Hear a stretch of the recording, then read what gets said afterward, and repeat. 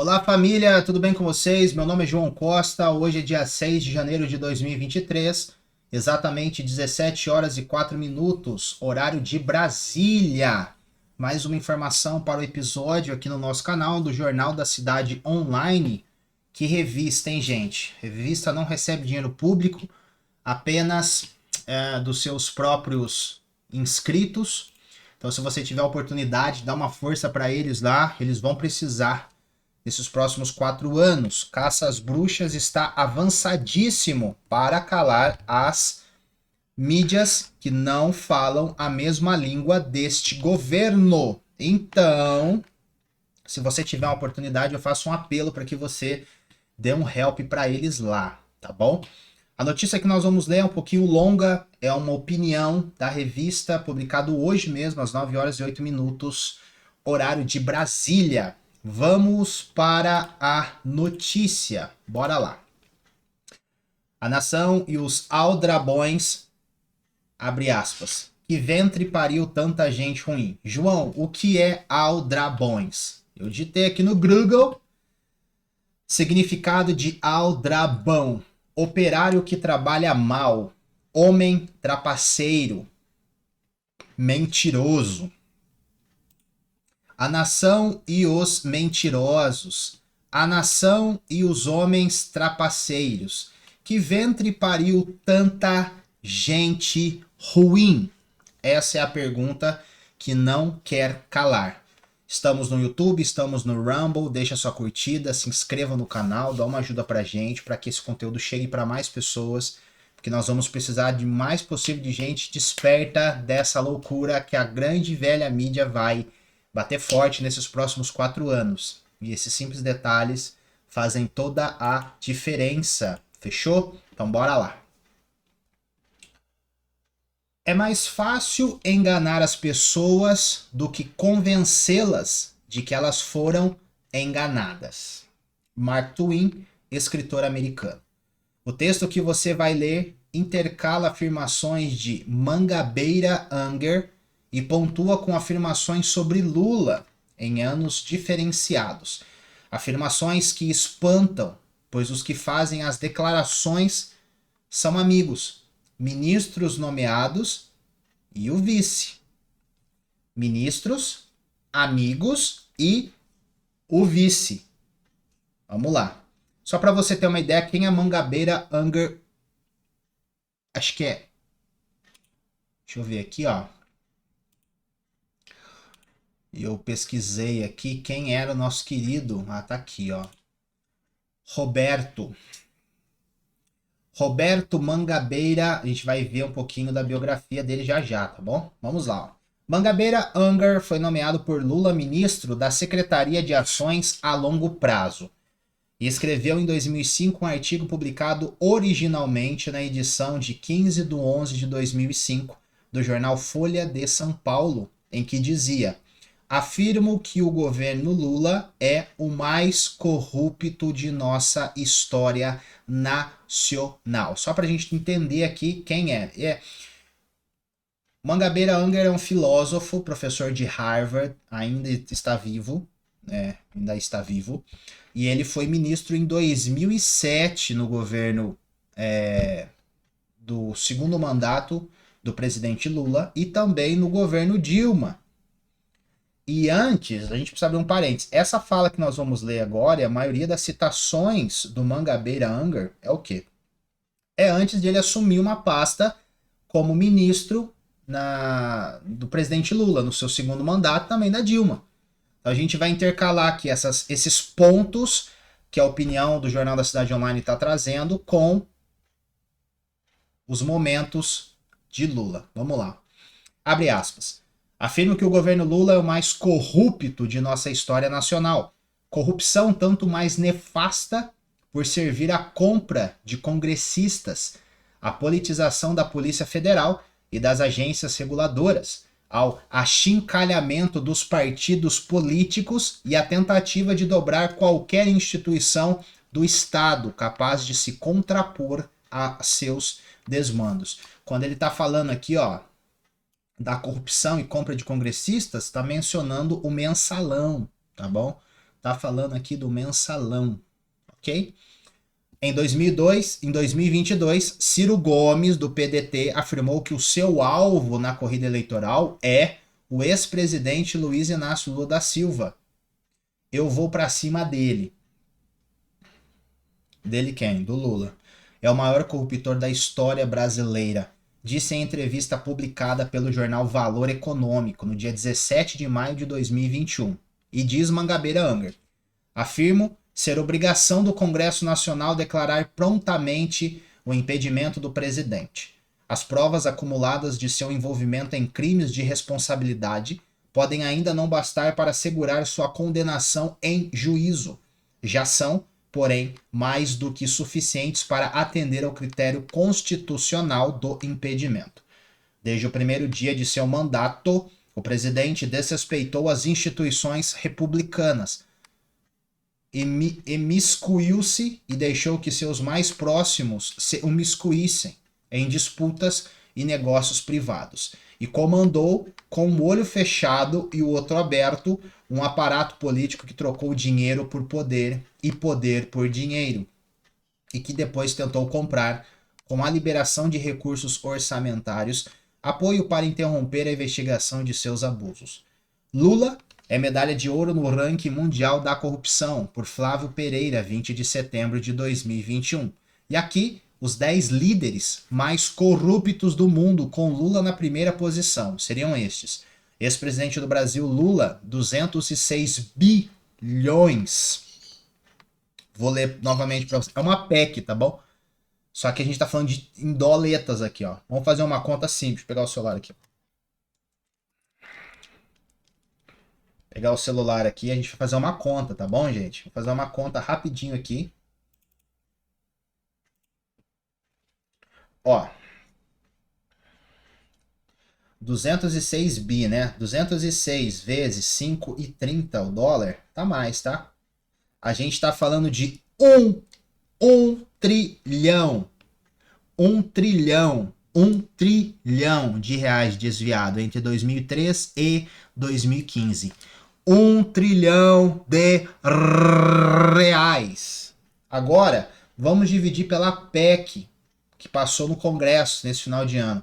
A gente divide aqui por 158. Seriam 6,9 PECs. 6,9 PECs que foi aprovada no Congresso e pelo Senado. Então, o ex-presidente aqui só desviou entre 2013 e 2015 1 trilhão de reais, corrigidos a valores monetários hoje. E eu coloquei o dólar a 5,20 alguma coisa. Vamos ver quanto está a cotação do dólar hoje? Está aqui, ó. Cotação do dólar. Eu não quero, eu quero dólar. Eu quero a doleta para o real. Cadê o real? Cadê o real? O real brasileiro. Olha lá, 5,23, ó. 5,23. Uma doletinha. Então, se a gente for fazer essa conta, no que dá. Mas vamos continuar o nosso texto aqui, ó. Aí a gente vai ter em segundo lugar, ex-presidente da Indonésia. Em terceiro, ex-presidente das Filipinas. Ex-presidente do Zaire, Mobutu Sese Seko. Ex-chefe de Estado da Nigéria, da Iugoslávia, da Sérvia, do Haiti, do Peru. Ministro da Ucrânia, da Nicarágua e das Filipinas, né? Só países democráticos aí, né? Sendo que o 10º lugar fica com o ex-presidente das Filipinas, Joseph Estrada, desviou 78 milhões de doletas. E mais ou menos, né? Entre 78 e 80, entre 98 e 2001, só que disparadaço entre o primeiro e o segundo colocado, Lulinha, 206 bilhões de doletas desviadas entre 2003 e 2015, e o ex-presidente da Indonésia, o Suharto, 15 bilhões.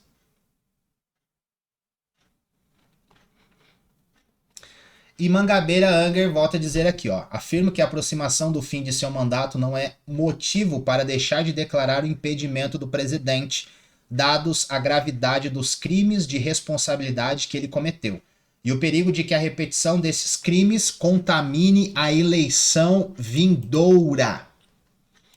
Quem diz que só aos eleitores cabe julgar não compreende as premissas do presidencialismo e não leva a Constituição a sério. O jornal Globo, em 2012, publicou o seguinte: ex-presidente Lula é eleito a personalidade mais corrupta de 2012.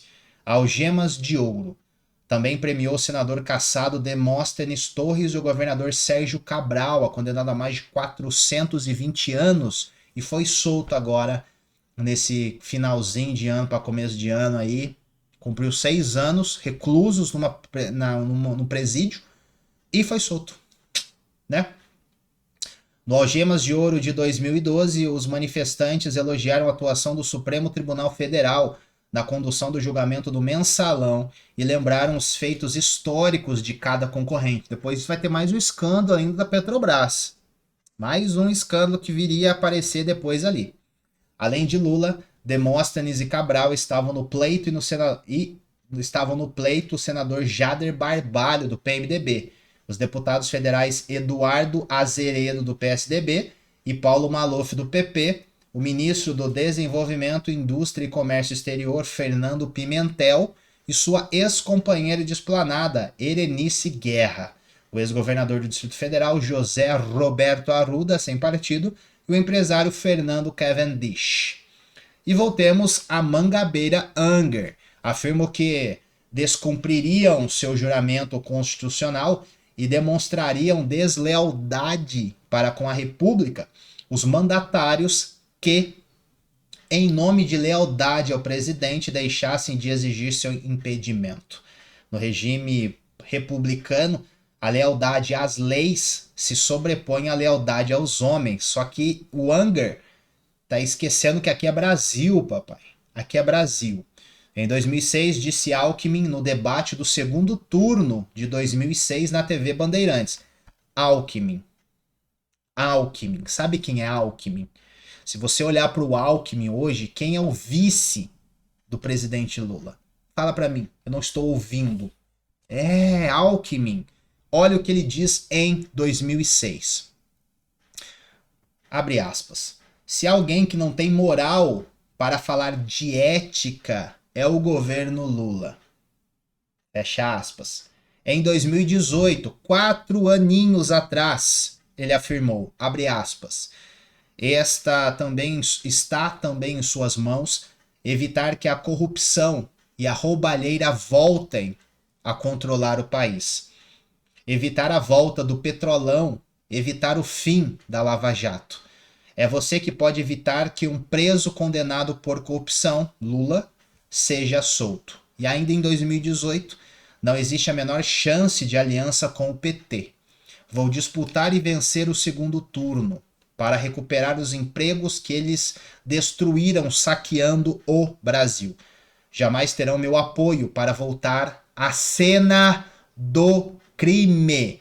Não sou eu que estou dizendo essas palavras, meus caros família. Quem está dizendo é Geraldo Alckmin. Tornou-se o vice de Lula. Sim, o vice de Lula. Hoje, juntos e abraçados, riem dos brasileiros e festejam na cena do crime. E esse Teatros das Tesouras, muito bem apresentado pela Brasil Paralelo, nos mostrou que essa direita, desde 1994, é a direita da esquerda. Eles ficavam ali, ó, se pegando entre eles. Por isso que nos debates eles se mostravam, eles às vezes pegavam super leve com eles mesmos, porque eles eram tudo farinha do mesmo saco. Independentemente de quem ganhasse as eleições, ia ter cargo para todo mundo, ia ter ministério para todo mundo, a corrupção ia estar, ó, comendo solto. Só que bastou o mandato de Jair Messias Bolsonaro para que o teatro despencasse. Apenas um mandato, 4 anos. E voltemos a Mangabeira Unger novamente. afirmo que o governo Lula fraudou a vontade dos brasileiros ao radicalizar o projeto que foi eleito para substituir, ameaçando a democracia com o veneno do cinismo. Ao transformar o Brasil no país continental em desenvolvimento que menos cresce, esse projeto impôs mediocridade aos que querem pujança. O ex-ministro do Supremo Tribunal Federal, Celso de Mello, classificou casos de corrupção dos governos do PT como vergonhosos. Esses vergonhosos atos de corrupção parlamentar, profundamente lesivos à dignidade do ofício legislativo e à respeitabilidade do Congresso Nacional, alimentados por transações obscuras, idealizadas e implementadas em altas esferas governamentais, com o objetivo de fortalecer a base de apoio político e de sustentação legislativa no parlamento brasileiro, devem ser condenados e punidos com o peso e o rigor das leis desta república, porque significam tentativa imoral e ilícita de manipular criminosamente à margem do sistema constitucional o processo democrático, comprometendo-lhe a integridade, conspurcando-lhe a pureza e suprimindo-lhe os índices essenciais de legitimidade, que representam atributos necessários para justificar a prática honesta e o exercício regular do poder aos olhos dos cidadãos desta nação, afirmou o ex-ministro durante o julgamento da ação penal 470 na sessão plenária de 1º de outubro de 2012. Espantosamente, o mesmo ex-ministro declarou voto em Lula no dia 28 de setembro. Olha que loucura. Em defesa da sacralidade da Constituição e das liberdades fundamentais, em prol da dignidade da função política e do decoro no exercício do mandato presidencial e em respeito à inviolabilidade do regime democrático, tenho uma certeza absoluta: não votarei em Jair Bolsonaro. É por tais razões que o meu voto será dado em favor de Lula no primeiro turno, declarou o ministro aposentado no dia 28 de setembro. 10 anos atrás, julgando uma ação penal, 10 anos depois, declara voto em Lula. E toma novamente Mangabeira Unger. Afirma que o presidente, avesso ao trabalho e ao estudo desatento aos negócios do Estado, fugidio de tudo que lhe traga dificuldade ao dissabor e orgulhoso de sua própria ignorância, mostrou-se inapto para o cargo sagrado que o povo brasileiro lhe confiou. Em 2 de agosto de 2012, ao ler o relatório da ação do mensalão AP 470, o ex-ministro do STF, Joaquim Barbosa, afirmou que os acusados, como diz a Procuradoria-Geral da República, fazem parte de uma organização criminosa sofisticada, dividida em setores de atuação, que se estruturou profissionalmente para a prática de crimes como peculato, lavagem de dinheiro, corrupção ativa, gestão fraudulenta, além de mais diversas formas de fraude. O ex-ministro também destacou na época que todos os graves delitos que serão imputados aos denunciados ao longo da presente peça têm início com a vitória eleitoral de 2002 do Partido dos Trabalhadores no plano nacional. Ele evidenciou que o principal objetivo era garantir a continuidade do projeto do poder de Lula, do poder de poder do PT, com a compra de suporte político de outros partidos, do financiamento futuro e pagamento de dívidas das próprias campanhas eleitorais. Em setembro de 2022, em um vídeo que circulou pelas redes sociais, onde destratava Bolsonaro antes do primeiro turno, o ex-ministro reforçou o apoio a Lula e defendeu a vitória do petista no primeiro turno. Parece uma utopia o que eu estou lendo para vocês aqui, mas essa é a história do nosso país. É insano, mas é história. E Mangabeira volta novamente aqui. Afirmo que a oposição praticada pelo PSDB é impostura. Acompliciados nos mesmos crimes e aderentes ao mesmo projeto, o PT e o PSDB são hoje as duas cabeças do mesmo monstro que sufoca o Brasil. As duas cabeças precisam ser esmagadas juntas. Mensalão foi um golpe na democracia, disse em 2012 o ex-ministro Aeres Brito. Abre aspas. Com a velha, matreira e renitente inspiração patrimonialista, um projeto de poder foi arquitetado. Não de governo, porque projeto de governo é lícito, mas um projeto de poder que vai muito além de um quadriênio quadruplicado, muito mais de continuidade administrativa. É continuismo governamental. Golpe, portanto, nesse conteúdo da democracia, que é o republicanismo, que postula a renovação dos quadros de dirigentes. Em setembro de 2022, por outro lado, o mesmo Brito declarou voto em Lula. Nesta eleição presidencial já funilada para 2 candidatos, eis a pergunta central. Diante de quem a democracia está certa de não sofrer o menor atentado? Resposta: de quem jamais colocou sob suspeita de fraude a urna eletrônica. No caso Lula, que terá meu voto. Meu Deus! E Mangabeira continua. Afirmo que as bases sociais do governo Lula são os rentistas, a quem se transferem os recursos pilhados do trabalho e da produção, e os desesperados de quem se aproveitam cruelmente a subjugação econômica e a desinformação política, e que seu inimigo principal são as classes médias, de cuja capacidade para esclarecer a massa popular depende mais do que nunca o futuro da República. Em entrevista à BBC Brasil em 2018, o jurista famoso Miguel Reale Júnior afirmou que os acontecimentos que geraram o mandato de prisão de Lula estavam dentro da normalidade e da legalidade. O juiz Sérgio Moro cumpriu uma ordem do Tribunal Regional Federal da 4ª Região apenas. Era o caminho normal do processo, disse o jurista. Ele reiterou a legitimidade da condenação do ex-presidente. Quem assistiu ao julgamento não pode, em sã consciência, dizer que não houve provas. Estão dizendo que não há documento no nome dele, mas seria ridículo ele colocar o nome em uma propriedade, sendo que o crime pelo qual ele é investigado é justamente ocultação de bens. Se ele quer ocultar, por que ele não colocaria o nome? Disse Reale Júnior. Parece tudo normal, né? Mas olha o que Reale Júnior vai falar aqui. E chocando o Brasil inteiro contra o que chama de obscurantismo, Reale Júnior declarou voto em Lula.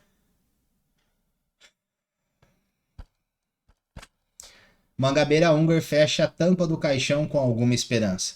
Afirma que a repetição perseverante dessas verdades em todo o país acabará por acender, nos corações dos brasileiros, uma chama que reduzirá a cinzas um sistema que hoje se julga intocável e perpétuo. Em 2006, em entrevista ao programa Roda Viva da TV Cultura, o ex-presidente Fernando Henrique Cardoso disse que o PT agiu de forma sistemática no esquema do mensalão. Essa foi a justificativa para a declaração dada à revista Isto É, em que afirmou o seguinte: a ética do PT é roubar. Em 2022, disse Fernando Henrique Cardoso. Neste segundo turno, voto por uma história de luta pela democracia e inclusão social. Voto em Luiz Inácio Lula da Silva. Em 2018, em uma sabatina organizada pela Globo, Valor Econômico e revista Época, Marina Silva afirmou acreditar que Lula é corrupto. Ele está sendo punido por graves crimes de corrupção. Sim, eu considero que ele é corrupto, disse. Além disso, destacou que não se arrepende de ter apoiado o impeachment da ex-presidente Dilma Rousseff. A população com certeza está mais reflexiva.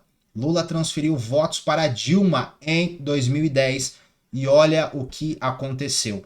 O Brasil do pleno emprego passou a ter 13 milhões de desempregados, frisou. Em 2022, abraçou Lula, votou em Lula e foi nomeada ministra do Ambiente por quem? Por Lula. Simone Tebet, no debate da Band com os presidenciáveis no primeiro turno, em 2022, neste ano afirmou: A corrupção é fruto de governos passados. A corrupção mata. No segundo turno, Tebet não só declarou apoio ao petista, como ajudou em sua campanha. Após a eleição, foi constituída ministra de Lula, ministra do Planejamento. Em 2006, o senador Tasso Gereissati disse que as eleições de 2006 foram as mais corruptas do país, porque o governo de Lula teve irregularidades como os escândalos dos sanguessugas e do mensalão, ali entre 2003 aproximadamente. O Lula entrou no seu mandato, no seu primeiro mandato, já teve escândalos de corrupção, mas aí, né, não levaram a nada e ele foi reeleito para o segundo mandato, que foi até 2010. Estão comprando voto por intermédio das emendas, destacou na tribuna do Senado. Infelizmente, institucionalizou-se a corrupção neste país e virou uma verdade nessas eleições. Mensaleiros e sanguessugas serão reeleitos. Em 2022, ele apoiou Lula, voltou em Lula e disse: mas o que está em jogo para nós é a democracia, e a democracia acima disso tudo. Esperando que Lula se comprometa com um governo de pacificação, declarou o senador e ex-presidente do PSDB em entrevista ao Estadão.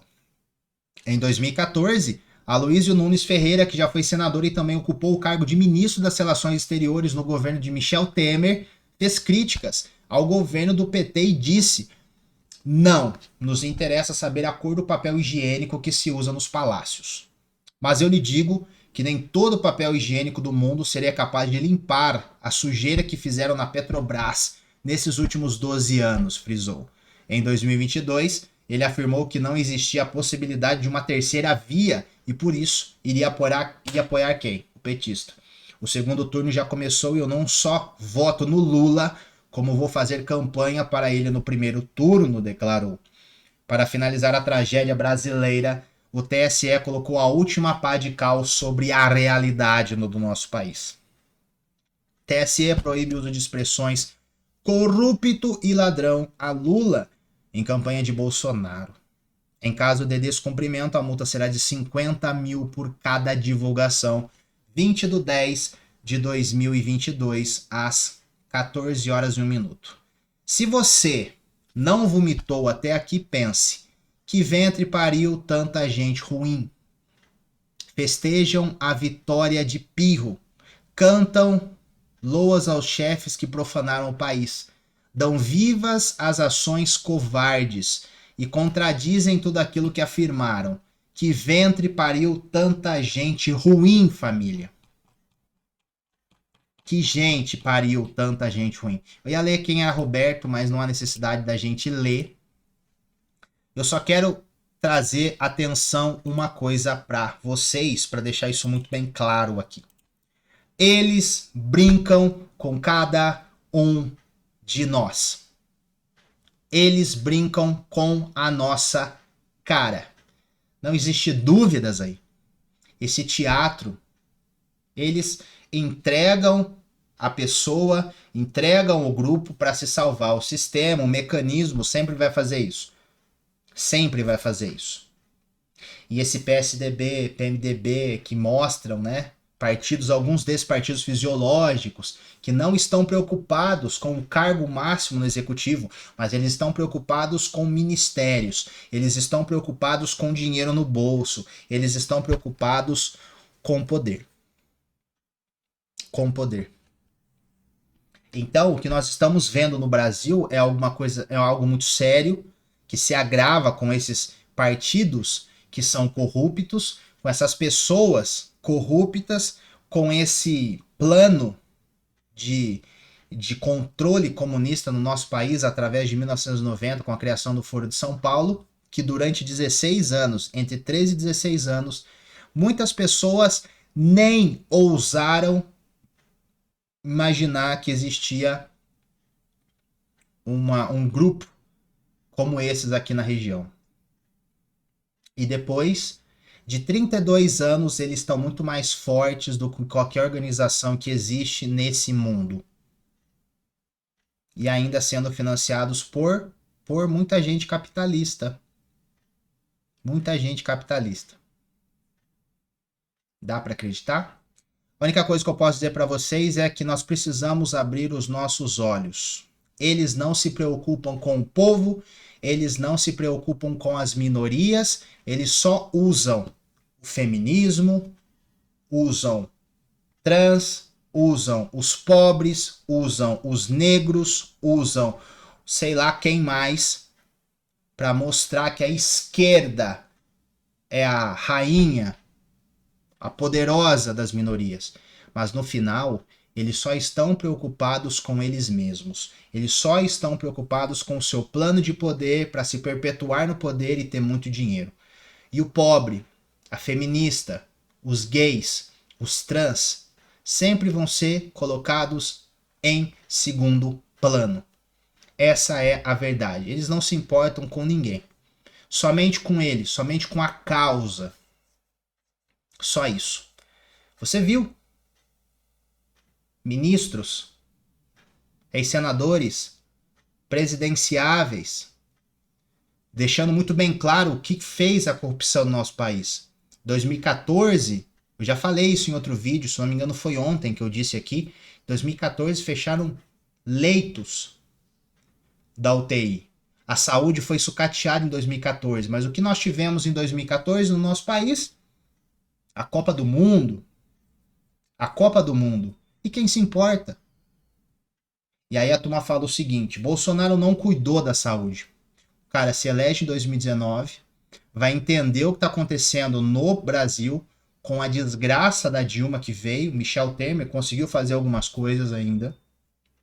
Mais de 14 mil obras em processo que não foram concluídas. Ele conseguiu fazer mais de 5 mil obras nesse processo. Está indo uma grande quantidade de obras para o governo Lula, mais de 9 mil obras ainda em andamento. Mas das 14 mil, 9 estão em andamento. Só que neste governo, a turma fala que não aconteceu nada com a saúde, mas o que nós tivemos no final do ano de 2019, com aproximadamente 12 meses de governança do presidente Bolsonaro? Covid. E o que os governadores, prefeitos disseram? Fique em casa. A economia nós vemos depois. Foram 2 anos. 2 anos. 2020 e 2021. Quando começamos a melhorar, quando começou a melhorar as coisas no Brasil em 2022, ano de eleição. E aí, racismo, genocida, miliciano, a velha mídia atacando ele. Bolsonaro não é santo. Bolsonaro não fez as articulações que tinha que fazer. Não entregou cargos para esses políticos que querem dinheiro. E todos eles se rebelaram contra Jair Messias Bolsonaro. E o que aconteceu com Bolsonaro? Que Olavo de Carvalho já tinha dito. Rodou. O sistema levou. Só que não contávamos com o judiciário, que era para prezar pela Constituição Federal. Ia se debelar contra a Constituição. Ia se debelar contra os outros poderes. E nunca imaginaríamos que existiria um Congresso tão fraco, de homens covardes, como aconteceu nesses últimos anos. Votaram no Congresso para que fosse cassado o mandato do deputado. Mandato. Deputado que cumpriu prisão, foi condenado a 8 anos de prisão. Brasil não é país de gente amadora. Brasil está consumido pela corrupção. O jeitinho brasileiro para tudo. Onde, em pleno 2023, pessoas de bem têm que entregar suas armas, bandidos, criminosos, traficantes, andando com as suas armas. Onde um policial tem que utilizar a câmera na roupa. Porque não pode matar o bandido que estupra, que mata, que rouba. Esse é o país que estamos vivendo. Mas, João, são palavras duras. São palavras duras. E você precisa compreender que esse é o Brasil que você está vivendo e você precisa estar antenado para os próximos capítulos que vão acontecer no nosso país. O Ministério da Verdade, tem uma notícia que a gente vai ler aqui, está sendo criado. E todas as pessoas que não confirmarem que 2 mais 2 é 5 serão, de uma forma ou de outra, punidas. Mas, João, 2 mais 2 é 4. Ok? Lembra que eu falei do Winston? 1984, George Orwell. Descrição do vídeo vai ter a biblioteca do João. Clica lá, tem o livro dele. Faça a compra, R$ 21. Fácil de ler, gostoso de ler. Entenda o que está acontecendo com o Brasil. Uma utopia, uma distopia escrita em 1949 retrata o que nós estamos vivendo hoje. Mas, João, nós não temos o grande Big Brother, as teletelas. Será que não? Celulares estão ouvindo o que a gente está falando. Os celulares dizem onde nós estamos. Os rastros digitais dizem o que estamos consumindo. Será que nós não temos as teletelas no nosso meio? Para você saber o que eu estou dizendo, na descrição do vídeo tem um link que você vai ser redirecionado para a Amazon. Lá você escolhe o livro, tá bom? Clique em cima do livro, clique em cima da descrição e você vai fazer a aquisição. Por que Amazon? Que é o melhor custo-benefício que você encontra hoje, o maior e-commerce do mundo. Lá você parcela usando seu cartão, boleto, sei lá o que você quiser. E essa grande empresa entrega para você na sua casa no tempo mais rápido possível. Eu escolhi a Amazon por causa disso. Se você quiser comprar em outros lugares, fique à vontade, mas na descrição desse vídeo você encontra o link para fazer a aquisição desse livro. Eu compraria a versão impressa, tá? Para você sentir a página. Você precisa entender o que está acontecendo com o Brasil. É preciso. Nós estamos em ditadura, nós estamos em um estado de exceção, onde pessoas estão sendo caladas sem o seu processo legal. Entenda isso. João, não está acontecendo nada comigo ainda. Ainda. Alan dos Santos está em exílio. Um jornalista. Não pode pisar mais no Brasil. Flávio Dino, ministro da Justiça, pediu para que a Interpol extradite ele. Só que lá nos Estados Unidos tem a primeira emenda. Ninguém é punido por crime de pensamento. É um crime de pensamento, de falar o que pensa. Essa semana que se passou, nós tivemos Constantino e Paulo Figueiredo, completamente censurados em todas as suas redes. Se você quiser acompanhar alguma notícia deles, tem que utilizar VPN. E VPN você utiliza em países autoritários, que existem a ditadura, como China, como Cuba, para você sentir na pele o que nós estamos vivendo aqui. E aí, para ficar mais top ainda, ambos tiveram as suas contas bancárias bloqueadas, congeladas, eles não podem movimentar R$ 1 e os seus passaportes foram cancelados. Cidadãos brasileiros não podem pisar mais no seu país de origem, estão exilados lá. Mesmo eles morando lá, eles não podem pisar mais aqui no Brasil. E essa semana, Guilherme Fiuza também teve todas as suas redes cortadas. Só consegue ver com VPN. Fora outros empresários, congressistas e outras pessoas que vivem aqui no Brasil. Então, eu sei que você está cheio de trabalho, eu sei que você não se importa com a política, eu sei que você está vivendo a sua vida, eu sei que você vai trabalhar muito mais para bancar o nosso país, bancar Cuba, bancar Venezuela, bancar Argentina, bancar Nicarágua, bancar Honduras, bancar Chile. Eu sei que você vai trabalhar para isso. Afinal de contas, 2022 nós pagamos aproximadamente, acho que se eu não me engano, 2,8 trilhões de impostos. E nesses primeiros 3, 4 dias nós já pagamos 36 bilhões de impostos. Esse é o país que você vive, eu sei que você vai trabalhar para isso. Mas nós estamos numa situação que daqui a pouco nós não poderemos falar e fazer mais nada. Então nós precisamos dar uma resposta. Hoje, lá em BH, os acampamentos foram desmontados. Polícia de BH desmontou os acampamentos. A polícia do exército precisou intervir para não tirar os manifestantes, mas já foi desmontado as barracas. Não vai ter. Então é questão de tempo para que todas as vozes dissonantes, aquelas que não estão de acordo com esse novo governo, serão caladas. Simples assim. E você acha que daqui 4 anos nós teremos novas eleições? Limpas? A oposição? Só porque você quer. Estamos muito perto, infelizmente. se tornar uma próxima Argentina, de virarmos a uma próxima Venezuela. Eu não queria dizer isso. Peço para que todos fiquem sóbrios, mas reflitam sobre isso. Busquem conhecimento. Fechou? Hoje é dia 6 de janeiro de 2023, 17 horas e 44 minutos, horário de Brasília. Um grande abraço para vocês.